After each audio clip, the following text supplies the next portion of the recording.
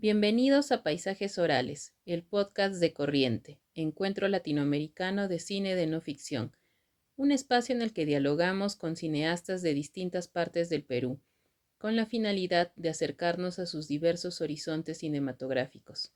En esta cuarta temporada nos enfocamos en las cinematografías que se están desarrollando en la región Puno, y en este capítulo nos acompaña Alberto Flores Vilca, comunicador social quechua con especialidad en cine documental y dirección fotográfica por la Universidad Nacional del Altiplano de Perú. Ha continuado su formación dentro de espacios como la Escuela Internacional de Cine y TV de San Antonio de los Baños en Cuba, la Escuela de Cine Experimental Transfrontera en Chile, el taller El Otro Documental de DocuPerú en Perú. Su película Mamapara, Madre Lluvia, del 2020, se estrenó en el Clermont-Ferrand International Short Film Festival, en Francia, y tuvo amplio recorrido en festivales destacados de Europa y América. En 2020 fue seleccionado como director para Talents Berlinale del Festival Internacional de Cine de Berlín. Actualmente trabaja en el desarrollo de su ópera prima Grietas, ganador del premio IDA y concurso de desarrollo de proyectos de documental 2025 TAFO. Mamay, haqay karwatakunapi, mayukunas ch'akisqa, uywakunas paqrapampapi wañusqa, chaqrakunas khulluchasqa, hinaspas Virgen María waqasqa, khuyichakuspas hanan pachapi yaramantas pachakusqa. Chaymantaqa mana tukukuq much'anakuypis paras hallp'awan uqllanakunkus. Chay p'unchaysi kinuwawan phutumunkiz, uch'uymantas wiñankiz, qasawan, wayrawan. Hola, bienvenidos a todos y a todas a un nuevo capítulo de Paisajes Orales, el podcast desde Corriente. Hoy nos acompaña Alberto Flores Vilca, cineasta puneño, y acabamos de ver un pequeño fragmento de Mamapara, su cortometraje. Buenos días, Alberto, muchas gracias por aceptar nuestra invitación. Empiezo este diálogo pidiéndote si nos puedes contar cómo nace tu vínculo con el quechua, ¿no? Si nos puedes contar un poco de tus orígenes y de dónde has recibido en tu trayectoria personal el horizonte cultural quechua. Muchas gracias, Edward, por el espacio. Bueno, sí, creo que es un tema que siempre me he cuestionado, lo he conversado. De hecho, en mi último proyecto que estoy desarrollando, hablo de ese tema, de cómo aprendí, por ejemplo, el quechua, porque el primer idioma que yo aprendí a hablar es el español. Lo aprendí en Juliaca y posterior, digamos, a temas muy personales de la familia, tuve que como que migrar a Zángaro y a una zona campesina, al campo, y ahí es donde aprendí a hablar el quechua. Tendría, no sé, 4 o 5 años cuando aprendí y me quedé o viví, estudié allá en el medio rural como hasta los 11, 12 años más o menos. Entonces, toda mi infancia lo pasé en el campo y es cuando, digamos, aprendí el idioma, un poco entender la idiosincrasia, la cultura que, que engloba, ¿no? Ser quechua. Entonces, mis padres son quechuas, pero mi mamá es una migrante de Carabaya y que se vino desde muy pequeña a Juliaca y a otras zonas del país. Y mi padre es de Cusco y entonces él, por ejemplo, es de Sicuani, entonces habla quechua también. Entonces, pero muchos jóvenes de mi generación o posteriores a mi generación no hablan quechua, algunos entienden, algunos ni siquiera lo entienden, pero yo he tenido como una especie de suerte de entender, de comprender, de hablarlo, incluso en la escuela que yo estudiaba llevábamos cursos bilingües y en esos cursos bilingües nos enseñaban, por ejemplo, a escribir, ¿no? Cómo usar un apóstrofe, cómo usar, por ejemplo, una P y una H cuando dices, no sé, Poway, por ejemplo, es corre. y el significado de las vocales y todo eso. Entonces, cómo unir dos is similares o una W, cuando se usa una W o una Q. Fue muy interesante, muy enriquecedor para mí estar, compartir, vivir, pasar mi infancia digamos, en Puyutiro, justamente donde yo crecí, y el proyecto que ahora estoy haciendo habla de eso también. ¿Y cómo te acercas al cine, Alberto? ¿En qué momento, no sé si es ubicable el momento en tu vida en el que empiezas a darte cuenta que el cine es una posibilidad real a la cual dedicarse? ¿Cómo es ese camino que te acerca al cine? Em, de hecho, creo que, digamos, ha sido una constante búsqueda, digamos, no solo profesional, académica, sino que ha sido una constante búsqueda incluso personal, mío, el hecho, digamos, de tener un lugar, una ocupación, algo, digamos, a que dedicarme en mi vida. Yo empecé, por ejemplo, siempre tenía mucha afinidad a las artes. Yo empecé en la literatura, incluso es parte de mi documental ahora. Hay un textito, un fragmento de un poema que escribí cuando yo estaba en la escuelita, tendría 9 años, 10 años más o menos. Entonces, y eso también surge a base de ingenio, porque en la comunidad no teníamos biblioteca. Y cuando el profesor nos dejaba tareas, entonces había a veces recurría al libro que teníamos, pero sabíamos que en ese libro todos los compañeros iban a sacar de ese mismo libro. Entonces, lo que me quedaba a mí era como inventarme un poema y presentar la tarea. Y a partir de ahí como sentí muchísimo aprecio hacia la literatura. Entonces mi primer acercamiento al mundo de las artes fue a través de la literatura, posterior fue por la poesía también. De hecho, cuando estaba en la universidad o ya a fines de acabar mi secundaria en Juliaca, yo pertenecía o todavía pertenezco a un grupo que se llama Hervidera Rapsodial, que nosotros hacemos, digamos, difusión, promovemos actividades culturales, presentación de libros, proyección de películas, de música. Entonces es un espacio cultural que digamos, ahora sí estamos como que un poco suspendido porque cada uno que estamos como en nuestras actividades, pero digamos, anterior a la pandemia y todo eso estábamos muy activos, ¿no? Ahí promoviendo.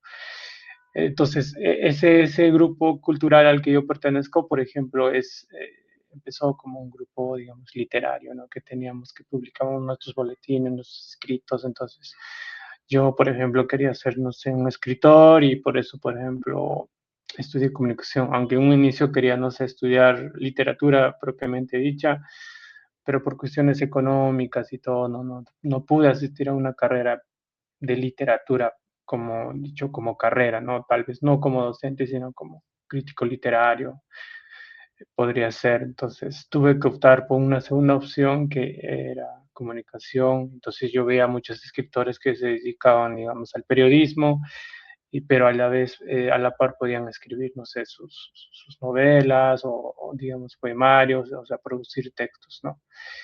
Y creo que en ese camino, en ese andar, digamos, de querer escribir, yo escribía relatos, cuentos. Entonces veía que podía, digamos, era la base también del cine, ¿no? Que el guión. Entonces, creo que se me hizo muy, como que, no sé si fácil, pero sí, digamos, me facilitó bastante entender, digamos, el guión cinematográfico a partir de la literatura, ¿no? Porque comparten muchas cosas. Entonces creo que eso me empujó al cine, y a partir del guión empecé como a pasar a dirección, empecé a grabar mis propios cortos, como cortos así de práctica, y posterior a eso conocí el cine documental, pero a la vez me gustaba muchísimo la fotografía. Entonces yo mismo hacía cámara en muchos de mis cortos. Entonces creo que de ahí ha sido una constante mutación, una búsqueda, ¿no? Desde el aspecto profesional hasta el aspecto personal, ¿no? Para mí, el cine.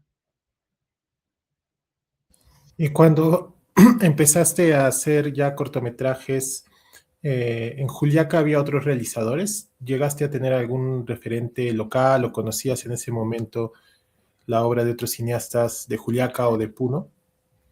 Sí, o sea, yo cuando era niño teníamos una especie de rutina que era, digamos, yo estudiaba en la escuelita y los abuelos, que son como unos abuelos adoptivos para mí, eh, digamos, cada vacaciones me mandaban o veníamos a la ciudad con ellos, no sé, una semana, 5 días a Juliaca.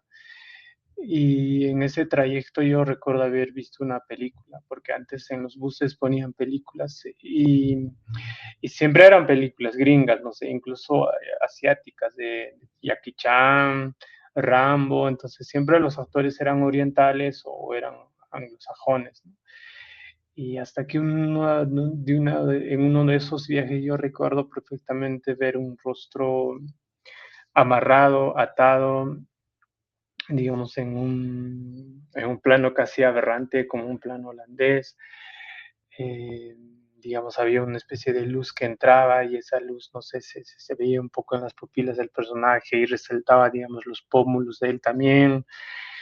Y esa imagen o ese fragmento de esa película como que me marcó, nunca había visto, nunca me había imaginado ver, digamos, a una persona con características físicas, e incluso durante la película hablan en quechua, ocurre en el campo,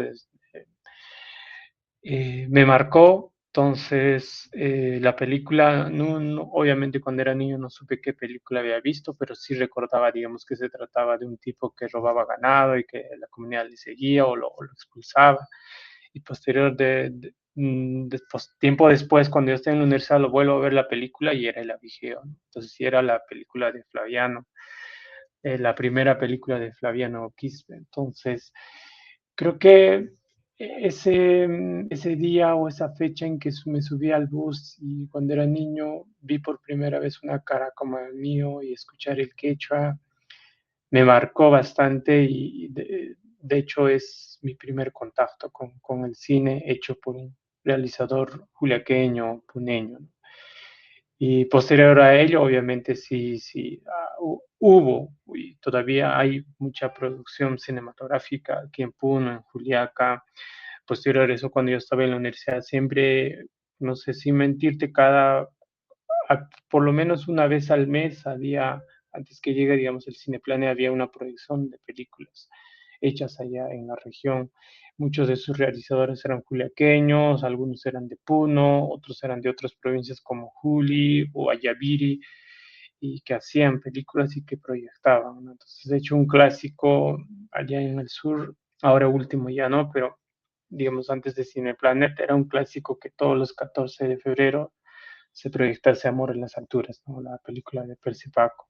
Entonces, y así, proyecciones como eso ocurrían durante todo el año, ¿no? O sea, yo recuerdo haber visto muchísimas películas, digamos, hecho con un espíritu súper independiente, incluso de clase B, que, digamos, contaban situaciones, vivencias, costumbres, un poco de la cultura, ¿no? De idiosincrasia, digamos, de Puno. Se veía mucho en esas películas, ¿no? Entonces, sí, crecí como que mm, viendo también esas películas, crecí profesionalmente y todo también, ¿no? Hablando ya de tu cine, pues Mamá Para es hasta ahora tal vez tu película más celebrada, ¿no? Y la que quizás te ha traído como más alegrías, ¿no? Es una película que se mostró mucho en su momento, aunque le tocó estrenarse en pandemia, lamentablemente, tuvo un recorrido muy amplio, ¿no? Por un largo periodo en festivales de diversos continentes, ¿no? Y yo quería preguntarte si nos puedes contar un poco cómo nace este proyecto y la intención de hacer una película sobre tu madre. En realidad la película hablaba un poco digamos, de un tema, digamos, más del clima de Juliaca, del clima digamos, del altiplano, que es la temporada de lluvias. Entonces, yo hacía una especie de diario o algo así, no era un específicamente diario, no es que grababa todos los días, pero cada vez que llovía, entonces yo iba registrando la lluvia, ¿no? Diferentes digamos, posiciones de cámara, ángulo, digamos, diferentes planos y todo. Entonces eran situaciones de lluvia. Y hasta que justamente con el que empieza el corto es, digamos, ese plano cuando mi madre llega a casa después, digamos, de expender sus golosinas y empieza a llover. Entonces, en un inicio estaba grabando solo lo que estaba lloviendo hasta que mi mamá entra en plan. Entonces, a partir de ahí como que se dispara la película y digo, la película no podría ser solo la lluvia, tendría que ser mi madre también. Entonces, a partir de ahí empiezo a hablar de ella durante la temporada de lluvias, ¿no? Y eso, o sea, creo que fue como un encuentro, ¿no? En el transcurso de una búsqueda hay un encuentro y en ese encuentro encuentro a mi madre, mi personaje, mi historia, ¿no? ¿Y cómo fue la experiencia de filmar con tu madre? Porque la película es como muy personal, ¿no? Y vemos el cotidiano de tu mamá de muy cerca. ¿Cómo fue filmar eso y a la vez también tomar la decisión de compartir, digamos, esta vida íntima con público en general, ¿no? Sí, porque digamos, creo que son aspectos que el documental te permite, son licencias que te da el documental, esa libertad, digamos, para hablar, pero a veces esa libertad también debería o tiene también ciertas restricciones, hasta qué punto puedes tú mostrar o hablar de un tema. Si es personal, es aún más el cuidado tendría que ser bastante, ¿no? Fue muy difícil porque, digamos, yo venía un poco de la ficción, de hecho había trabajado en un largometraje de ficción, entonces la ficción era, puedes decir, hablar, poner el nombre, el rostro que tú quieras, entonces es una vida ficcionada, entonces nadie no sabe si realmente es eso lo que ha ocurrido, si está ocurriendo, se va a mostrar, se va a hablar, pero cuando se trata de tu propia vida o de un familiar tuyo muy cercano como tu madre, entonces ese cuestionamiento se resalta más, retumba más y a veces decidir cuesta, decir, lo hago, no lo hago, entonces era como un cuestionamiento muy constante mío. eh, Durante el quehacer del corto. Entonces, de hecho, terminé grabando ese fragmento, digamos, esa imagen de mi madre, y posterior a eso, como que se vino la decisión de grabarlo o no continuar grabando y seguir con, digamos, con la lluvia. Y qué cosas de mi madre podría hablar y qué cosas mamá, o qué cosas sí, qué cosas no. Y convencerla, ella también fue, digamos, todo un tema porque ella nunca en su vida ha actuado, sabía que me dedicaba, digamos, a cosas de periodismo, a cosas de cámaras y todas esas cosas, pero no específicamente que me dedicaba a hacer películas, historias filmadas, grabadas, entonces. Y fue también como una especie de cambios que uno a veces tiene que hacer, digamos, como cineasta, pienso, ¿no? Entonces, yo venía mucho de la ficción, mucho del texto escrito, del texto como que proyectado, letras proyectadas a imágenes o posibles imágenes que vayan a ser eso, a enfrentarme a una realidad, ¿no? Que no está escrita, sino que con el que vives y que convives y eso puede ser una película. Y entonces como que cambió también mi forma de entender, de ver el cine, de comprender o de transmitir, de sentirlo también. Entonces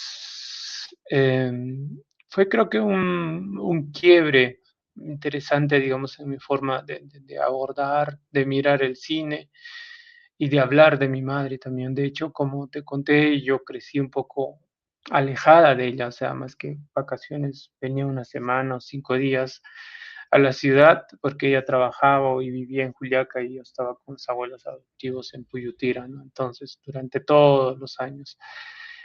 Y creo que había como un pendiente también con eso, ¿no? De conocerla a mi madre a través del cine, ¿no? Entonces, sí, el cine me permitió eso, acercarme a ella, mirarla, observarla, escucharla también, ¿no? Entonces, creo que eso así nació y así se hizo y así es que, digamos, se concibió Mamá para.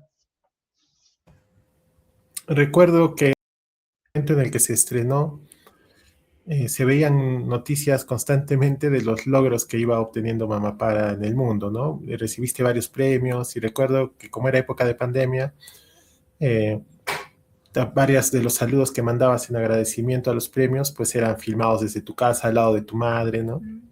Lo cual me pareció una imagen muy poderosa que luego hemos visto en muchos otros proyectos de colegas de distintas partes del Perú, que ahora hay como una preocupación quizá mayor de visibilizar también el equipo humano y las personas con las que uno hace las películas, ¿no?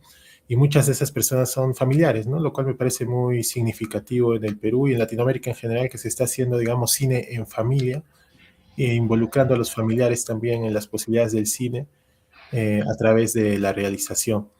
Yo quería consultarte si luego de, digamos, el estreno de Mamá Para y en ese recorrido exitoso que tuvo, pudiste conversar también con tu mamá acerca de ese momento, ¿no? ¿Qué opinaba tu mamá sobre lo que pasó con la película? De hecho, creo que con mi mamá conversamos bastante porque de hecho, digamos, Mamá Para terminó siendo seleccionada en Clermont, entonces había como nuestra cotidianidad como que tuvo una ruptura, o sea, claro, su hijo había viajado, no sé, a Lima, a alguna provincia, algún, digamos, país vecino, como que de cierta forma ya estaba habituada a eso, pero de un momento a otro recibe una noticia para que tenga que viajar a Europa, entonces y Europa era muy lejos y digamos es otra cultura y otra forma de vivir, de abordar la vida y o sea, pero digamos, creo que es a partir de ahí que creo que mi mamá fue muy consciente, digamos, del impacto que había tenido, digamos, Mamá Para. Y ella también me contaba que muchos de las vecinas, vecinos le comentaban que le habían visto en la tele, porque habían visto un reportaje, creo que de algún canal nacional, algo. Y creo que a partir de ahí un poco fue muy consciente de cuán valioso, no solo para mí como hijo, sino que cuán representativa ella era, digamos, como una mujer andina, quechua, analfabeta, y que su historia se esté viendo. Entonces creo que un día nos pusimos a conversar justo con eso de mi mamá y me dijo que creo que era una reunión con sus nietas también, entonces dijo como que la abuela era más famosa que cualquier integrante de la familia, ¿no? Porque la habían visto en China, no sé en qué partes o en qué idiomas en el mundo, ¿no? Entonces, eso creo que tú le veías, yo le veía en sus ojos y se sentía como reconfortante para ella, ¿no? Que tal vez no se hubiera esperado ella, pero sí, digamos, como que consiguió una cierta validación, ¿no? A lo que ella representa, a lo que ella es. Entonces, creo que fue muy bueno, igual para mí y para ella. Entonces, fue como un trabajo familiar que nos ha permitido, digamos, tener, digamos, un sitio, un lugar como personas, como ciudadanos, ¿no? Entonces, eso creo que si yo recuerdo después proyectamos una para en Juliaca y yo recuerdo haber visto a mi mamá viendo el corto y siempre cada vez que ella se recuerda algo, ve el afiche, me comenta, ¿no? ¿Y dónde está para, cómo va, en qué va, dónde van a mostrar o qué está? Y esa vez que proyectamos en Juliaca aparecía una niña, no sé, debió parecer como ese niño que yo tenía 9 años y veía un rostro de mí proyectado en una pantalla por primera vez. Y cuando proyectamos Mamá para en Juliaca, yo también vi a ese niño, o en caso de ella, esa niña que cuando descubre por primera vez su rostro, su forma de hablar, de vivir, ahí en la pantalla, ¿no? Entonces, eso. Entonces, creo que son imágenes, son cosas maravillosas que a veces el cine te regala. Entonces, creo que es una de las razones por lo que me motiva a seguir haciendo películas o mías o en otras de otras personas, apoyar, contribuir. facilitar ahí en otros proyectos también. Entonces, creo que la humanidad que uno puede capturar con su cámara y lo eterno que eso puede resultar siendo, creo que es lo más maravilloso que una experiencia que uno pueda tener, ¿no? Qué bonito lo que cuentas. Y sí, es creo genial cuando el cine es generoso, ¿no? Y nos ofrece alternativas de vida, no solo para nosotros, sino para los seres queridos más cercanos, ¿no? El cine, gracias a tu trabajo en el cine, pues también te ha ofrecido posibilidades de ir a estudiar fuera.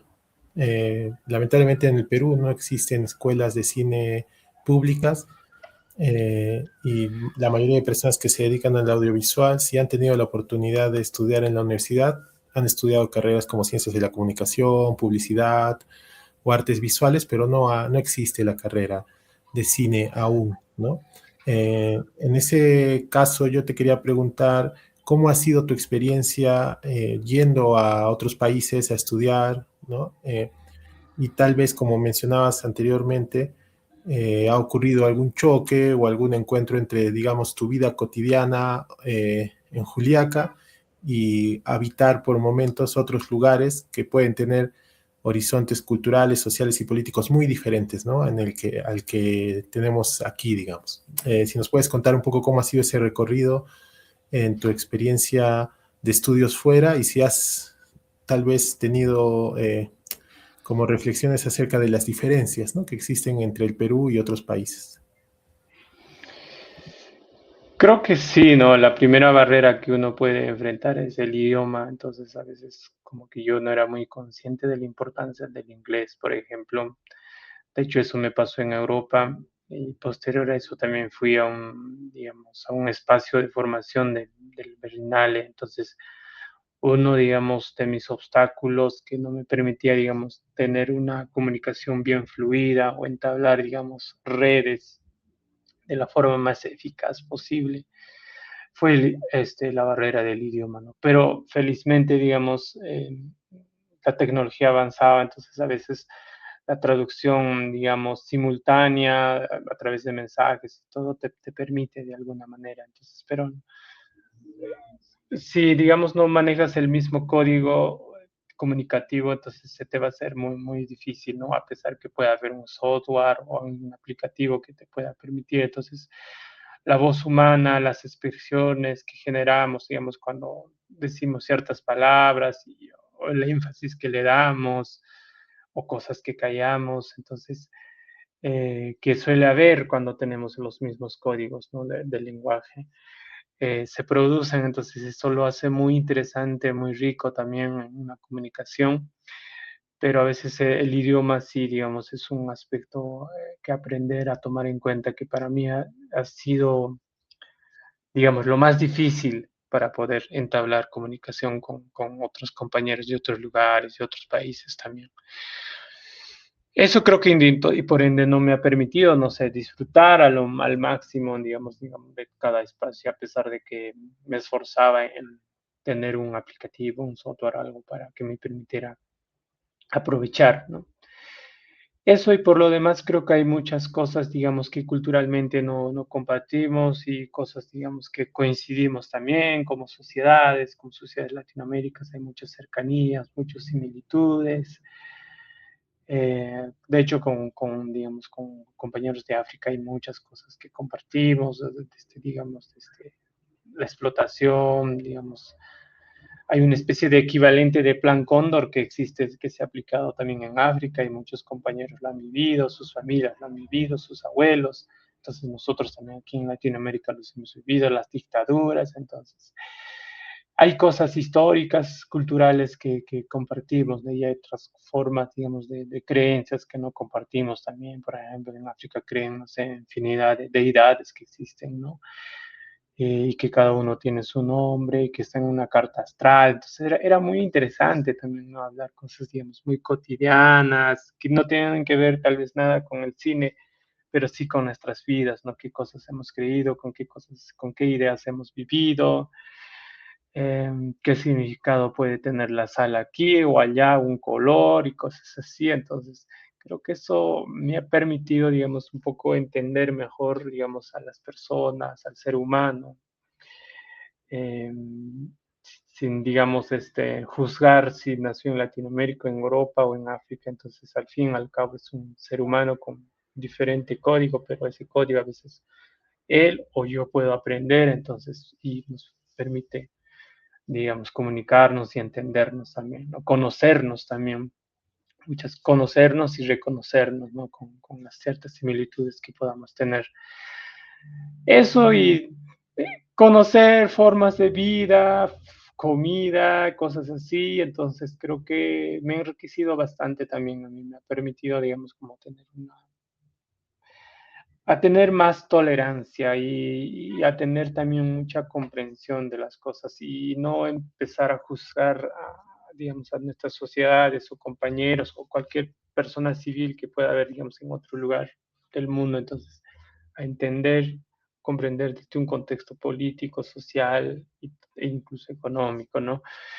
Eso, creo que eso me ha permitido ampliar más mis horizontes, ¿no? De vida, que de otras vidas que hay, ¿no? Entonces, eso, pero a la vez ha sido muy difícil, ¿no? Porque, digamos, en un entorno cinematográfico es muy llevadero eso de la comprensión, digamos, de las culturas, de nuestras diferencias.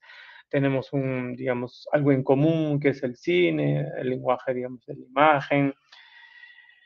Pero, digamos, cuando uno sale, digamos, de ese círculo y tiene que ir a un mercado o tiene que ir, no sé, a alquilarse una vivienda, entonces sales completamente de tu círculo, ¿no? Digamos, de estudio, entonces son ciudadanos locales con el que tienes que a veces aprender a convivir.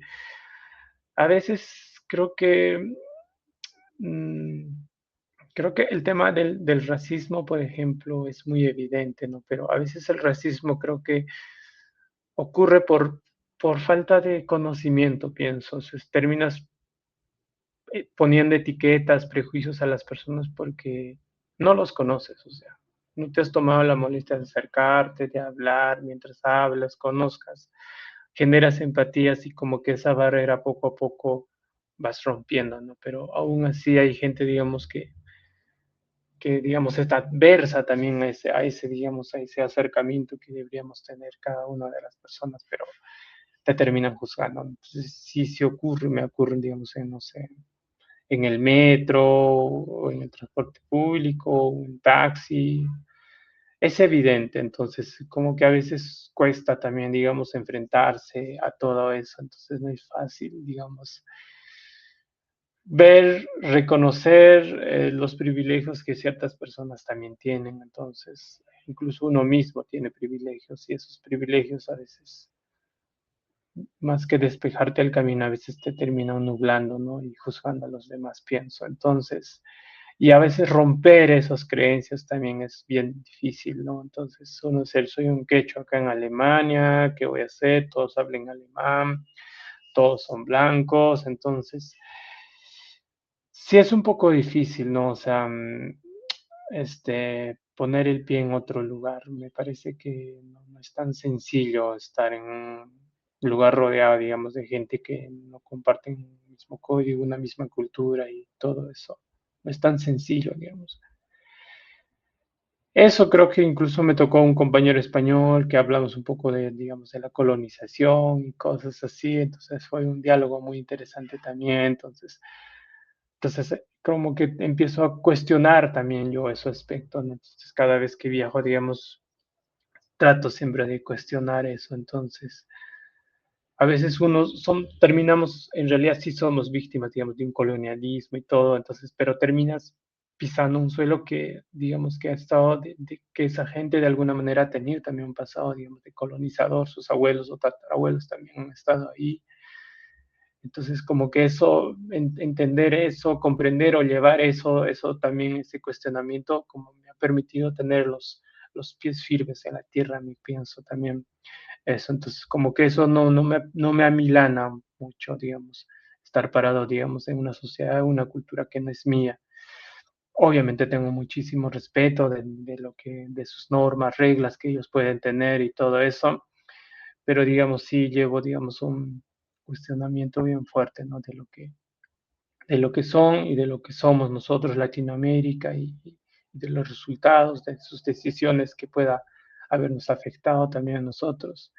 Y a veces creo que esas cosas hay que cuestionarlos, ¿no? Tal vez no podamos cambiarlo, pero sí cuestionarlos, ¿no? Entonces, eso, básicamente eso, creo. Y hablando un poco del contexto nacional, siguiendo, digamos, en la reflexión política, ¿cómo has vivido, ¿no?, los sucesos lamentables que ocurrieron en los últimos años en contra del pueblo de Juliaca, donde hubo varios fallecidos en una protesta contra el gobierno de la expresidenta Dina Boluarte? ¿Y cómo ves, digamos, desde tu práctica audiovisual también estos sucesos y el momento actual que está atravesando el Perú? Fue muy duro, la verdad yo recuerdo, creo que a todos los, digamos, los juliaqueños nos ha afectado bastante porque podíamos ser cualquiera de nosotros, o sea, podía ser vecino, podría ser mi madre, podría ser un familiar mío que vivían cerca de la zona.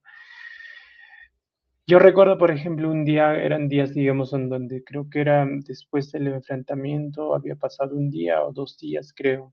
Pero yo recuerdo que una vecina estaba, digamos, arriba en su azotea, y un vecino de nosotros estaba pasando por ahí y estaba yendo con dirección hacia el centro donde habían ocurrido los hechos. Y la vecina le decía, ¿dónde estás yendo, vecino? Cuidado que te baleen a ti también. Eso a mí sí fue muy fulminante, muy duro esa frase, digamos, esa advertencia con la que, digamos, la vecina le hablaba y englobaba mucho el contexto, digamos, de zozobra, de miedo que hemos vivido en esos días, ¿no? O sea, y fue duro, de verdad, son, digamos, un montón de gente inocente, gente que grafica perfectamente lo que la vecina decía. O sea, ni siquiera no necesitas alzar una piedra, o una banderilla, algo, un eslogan político, absolutamente nada. Tú simplemente eres un transeúnte, estás pasando y muchos de los casos ocurrieron así. O sea, estaban pasando una niña o un familiar que iba a vender y estaba cruzando por ahí porque vivía cerca, digamos, de los hechos del aeropuerto, entonces le cayó y falleció, pues. Y, y fue muy duro, entonces, con la desfachatez con lo que después vienen los políticos a pedir votos, como Aliaga, que terminó terruqueando cuando, digamos, muchos puneños, zuliaqueños fueron, digamos, a protestar a Lima, cerró la plaza, no permitió que, digamos, sus voces se escucharan, sean visibilizados. Eso fue muy duro y después, como en cualquier lugar del mundo, creo que, y eso es parte también de la diversidad y parte, digamos, de la tolerancia también. Hay gente digamos, que es seguidor de Aliaga, de Keiko acá, o en Juliaca, en la región, hay gente. Y había, digamos, hay una fecha cuando vino, por ejemplo, Aliaga, Juliaca, y tuvo que salir porque la gente obviamente no lo queríamos. Nadie de nosotros lo queríamos, ¿no? Y igual Keiko creo que llegó igual de forma incógnita, llegó como a una casa, a un fondo, creo que una propiedad privada, pero nunca han querido, ni creo que les vamos a permitir que puedan pisar, digamos, una plaza pública, por ejemplo, ¿no? Como cualquier otra persona que no teme, que no ha sido cómplice del silencio y de la injusticia que ha generado, digamos, el gobierno de Dina Boluarte, no lo podrían hacer, pero obviamente ellos son muy conscientes de lo que han hecho y así es que no, a nosotros por lo menos no nos vamos a poder como que engañarnos eso. Aunque tengo, digamos, muchos ahí temas polémicos, ¿no? Que nos ha generado, por ejemplo, mi madre, y yo recuerdo de niño, por ejemplo, Alberto Fujimori, en la habitación donde dormíamos había su foto, ¿no? De su gobierno y en esa foto él estaba, digamos, con un traje típico de los Urus, en la isla Urus, en Puno. Creo que deben ser los años 95 más o menos. Entonces, Fujimori era bien querido, digamos, en Puno, en las zonas rurales, por ejemplo, porque había entregado tractores, había hecho escuelas, incluso había desayunos escolares. Entonces, yo mismo recuerdo eso cuando era niño. E incluso mi nombre tiene que ver con el dictador, ¿no? Entonces, soy Alberto. Entonces mi madre era muy simpatizante de Alberto porque veía una especie de cambio y todo eso. Pero después de que salió los Black Videos, mucha gente se enteró detrás de esa imagen de trabajador o de buen gobierno que tenía y se terminó cayendo la careta, ¿no? Al gobierno. Entonces, obviamente, como cualquier otro ser humano se decepciona y dice, pues este es un corrupto, genocida, entonces cambia de su parecer de esas personas, ¿no? O sea, por lo menos en Puno somos muy conscientes de eso, ¿no? Mi mamá, por ejemplo, a su hija o al mismo Fujimori, obviamente siente cierta adversión, pues, ¿no? Por todos los actos negativos que ha cometido. Entonces, eso es creo que lo natural en cualquier sociedad, ¿no? Pero lo que a mí me sorprende es que el norte y Iquitos, a pesar de todo eso, los siguen queriendo. Entonces, eso como que a veces no encuentro una explicación, ¿no? Entonces, en nuestra sociedad no, ves y no está ahí y no quieres verlo, ¿no? Entonces, es un poco también me hace cuestionar a mí mismo, ¿no? O sea, a veces tal vez me falta conocer más esas sociedades, qué hay detrás de eso, ¿no? Como para entender ese tipo de comportamiento, esos tipos de acción con ciertos políticos, ¿no? Sí, es muy complejo el panorama actual, ¿no? Lo que ha pasado en los últimos años también. Esperemos que todos estos crímenes ocurridos en Juliaca y en otras partes del Perú no queden impunes, ¿no? Que bueno, desde nuestra parte por lo menos los recordaremos, no permitir tampoco que se olviden. Volviendo a tu trabajo en el cine, Alberto, has trabajado además en distintas áreas para otros proyectos, ¿no? De otros realizadores. Tengo entendido que has trabajado, por ejemplo, con Henry Vallejo, con Marco Panatonic, con Rómulo Zulca. ¿Nos puedes contar un poco cómo han sido estas experiencias poniendo, digamos, tu trabajo al servicio de otros proyectos? Sí, o sea, creo que obedece también un poco a una consigna de querer aprender, de experimentar, de conocer las áreas mm, del cine, ¿no? O sea, digamos, hacer una película engloba muchísimos conocimientos, ¿no? Desde sonido, fotografía, desde montaje, dirección. Son áreas amplias y cada área, digamos, incluso toma, no sé, 2, 3 años de estudio, ¿no? Entonces, creo que básicamente en un principio mi finalidad era eso, ¿no? Acercarme al cine, entender y comprender desde su realización, ¿no? Desde la práctica. Y creo que mis primeros trabajos fue, por ejemplo, con Henry Vallejo. Luego trabajé, digamos, como microfonista en un proyecto de Rómulo Zulca.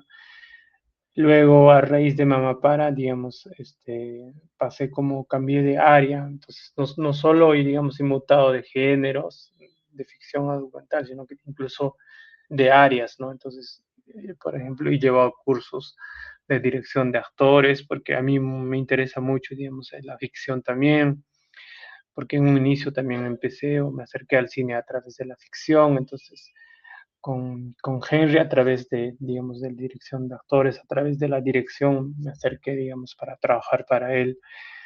Con Rómulo un poco a través del sonido, porque había trabajado también en una peli que nunca salió en el área de sonido, pero a raíz de Mamá Para como que ya tuve las cosas ya un poco más claras, ya me fijé un horizonte, qué es lo que realmente quiero, qué es lo que realmente busco, que sería la fotografía, ¿no? Entonces trabajé en Kingra junto con Pierre Pastor, hicimos, digamos, la fotografía de Kingra, que fue una experiencia muy bonita, entonces entender las dinámicas, digamos, de trabajo, los flujos de trabajo, digamos, en el área de fotografía, entender aspectos técnicos, accesorios que se usan y todo, cómo planteamos las propuestas visuales, todo de un proyecto, cómo se gesta, digamos, desde la preproducción, desde la visita a locaciones y cómo se va haciendo tu lista de requerimientos, adecuándonos a qué busque el director, entonces escuchándolo a él también y bastante, entonces sugiriendo algunas cosas y como que ahí también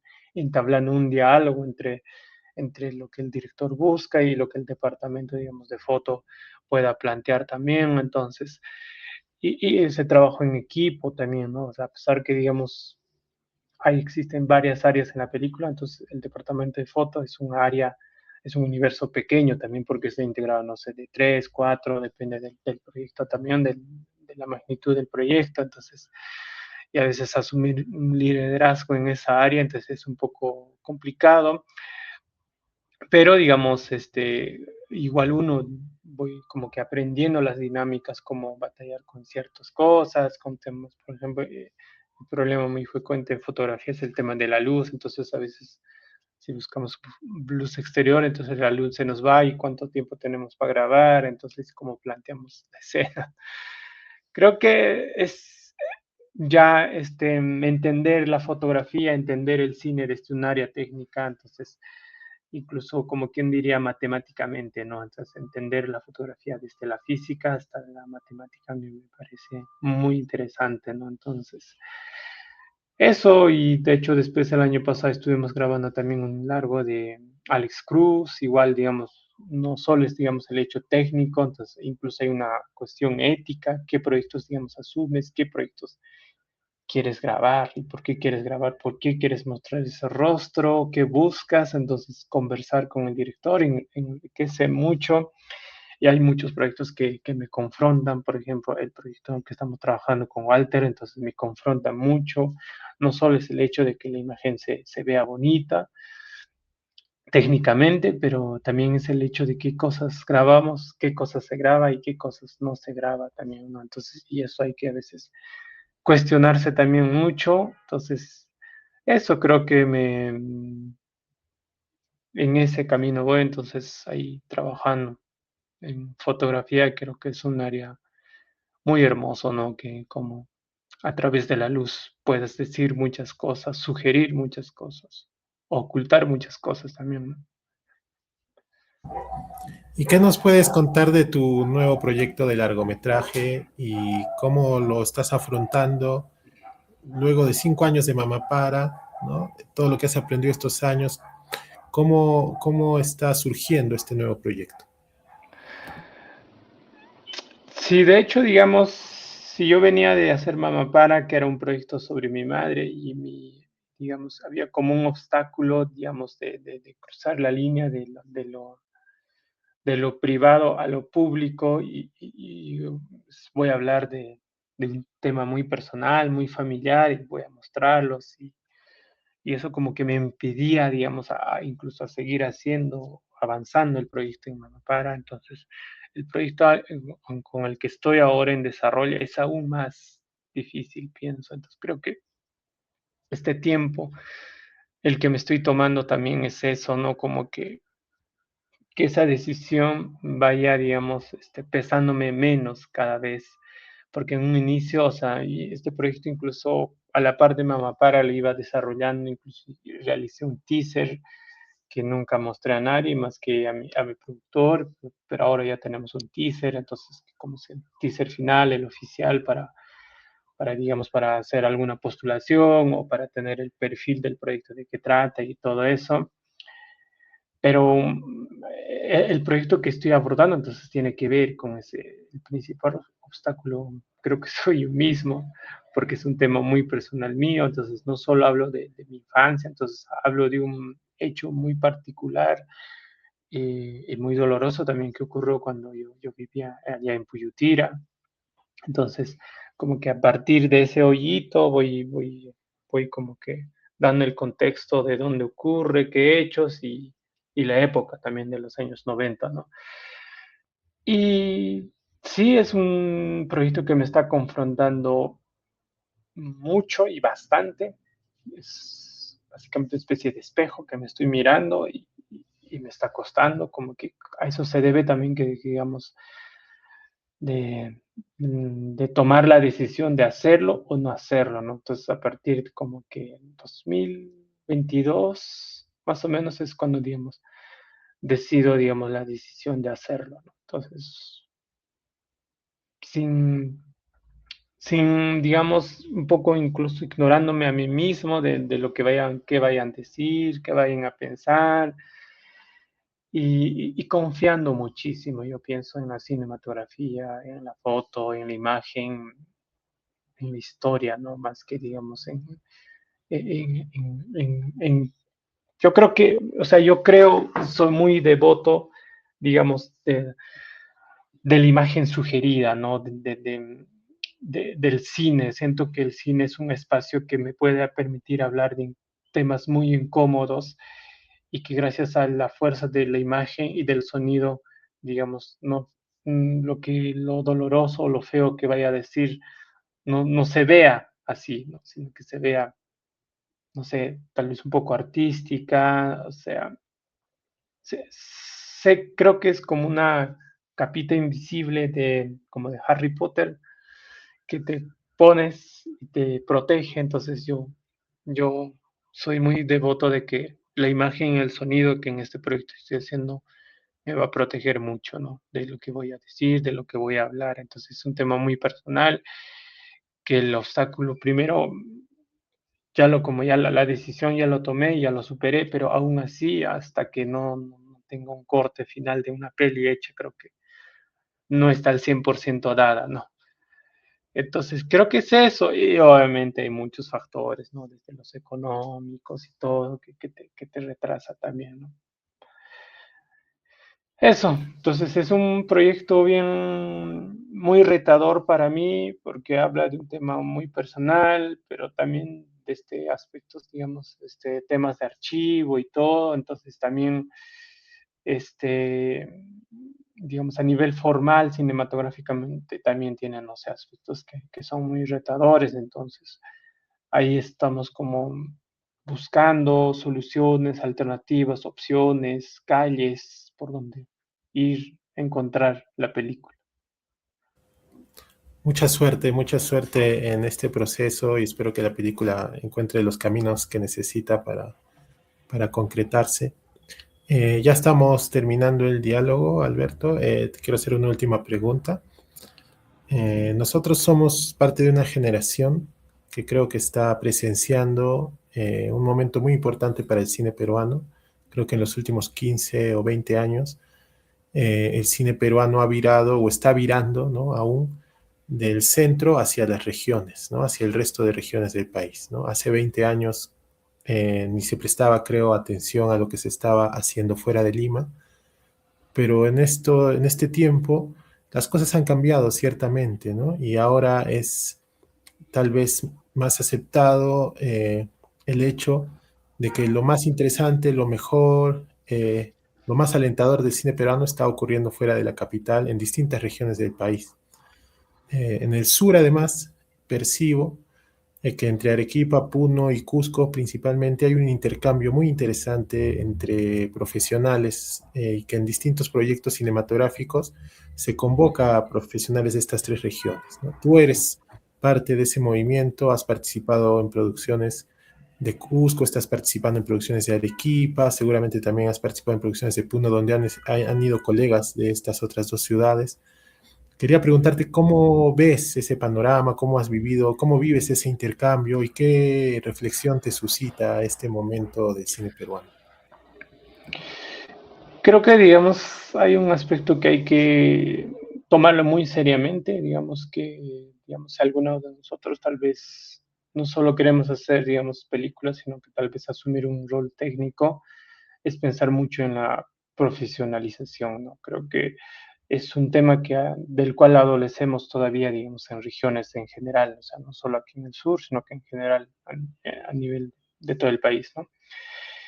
Creo que eso, tomarlo bien en serio, el área que estamos tomando, conversar, dialogar bastante, pero también me parece muy interesante, ¿no? Que exista, digamos, como ese intercambio de profesionales entre estas regiones, ¿no? Incluso yo también sumaría, creo que el centro también, Huancayo, Junín. Me ha tocado trabajar con compañeros que vienen de esa zona, incluso creo que voy para allá también. Entonces, creo que ese cine, ese espíritu, digamos, de ser un cine un poco más libre, un poco alejado, digamos, de ciertas hegemonías, de ciertas modas, refresca, digamos, la cinematografía peruana. Entonces, a pesar, digamos, digamos, de muchas habilidades que podamos tener y de muchas, digamos, deficiencias que podamos tener, incluso técnicas.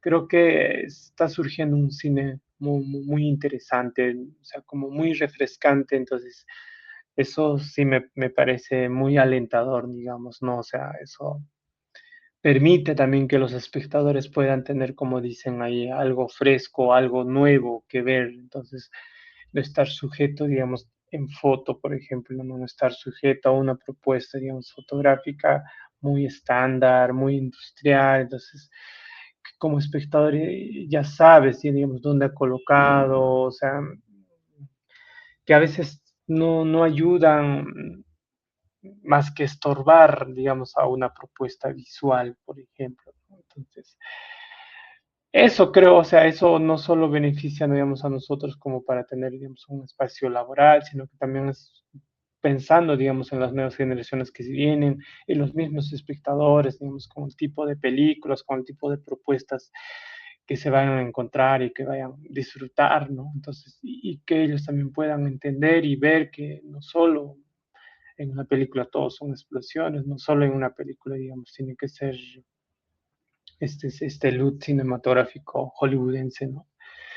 De los naranjas y azules, ¿no? Entonces, como que se viene algo interesante, digo, entonces, pero creo que hay que seguir en ese camino, hay que seguir profesionalizándose, hay que seguir asistiendo a talleres, cursos, no sé, no sé, taller de corta duración, de larga duración, que nos pueda permitir, teniendo nuestra forma de ver, de concebir el cine desde nuestras regiones, ¿no? Y no olvidando nuestras raíces, de lo que sabemos, de nuestra cultura, de nuestra idiosincrasia, también pienso. Entonces, es bueno conocer, es bueno entender, es bueno saber. Creo que, digamos, académicamente lo que a la academia te plantea, digamos, desde la fotografía, por ejemplo, ¿no? Es bueno conocer eso, pero no significa que tengamos que aplicarlo al 100%, sino se trata incluso, creo que, de adecuar, de adaptar a nuestras realidades, ¿no? Bueno, muchas gracias, Alberto, por darnos este tiempo y por esta conversación. No sé si deseas agregar algo que no hayamos tocado o tal vez dar un saludo final. No, más bien agradecerte por este espacio y creo que el cine regional está dando frutos, propuestas bien interesantes y que se siga haciendo más cine y que sigamos con ese espíritu de hablar de nuestros problemas, de nuestras temáticas, de nuestras culturas y de distintas naciones que componen también el sur, ¿no? Entonces, que esas voces se sigan viendo y se sigan escuchando. Gracias, Alberto. Bueno, este fue un capítulo más del podcast Paisajes Orales. Invitamos a las personas que nos están escuchando a escuchar los otros capítulos donde dialogamos con diversos cineastas de distintas regiones del Perú. Y para despedirnos, vamos a ver otro fragmento de Mama Para, película de Alberto Flores, quien fue nuestro invitado en este capítulo. No soy delincuente congresista, el alcalde presidente, don latente, bueno que ya que sale, este es el estilo que yo traigo, no me cayó las palabras que ya vienen, improvisaciones, la madrecita con su manta de rayas, son los renglones donde escribo mis canciones, vengo desde Lima donde madres ambulantes que se corren de camiones, hablo lo siguiente, la madrecita con la manta por ahí que le sigue la corriente, pero era chalina, yo vengo desde Lima, hago rima sin temor. La madrecita con su bebé, resultado de su amor. Robar es lo peor, trabajar es lo mejor. Bueno, el desarrollo. Y de vuelta muchas veces el apoyo.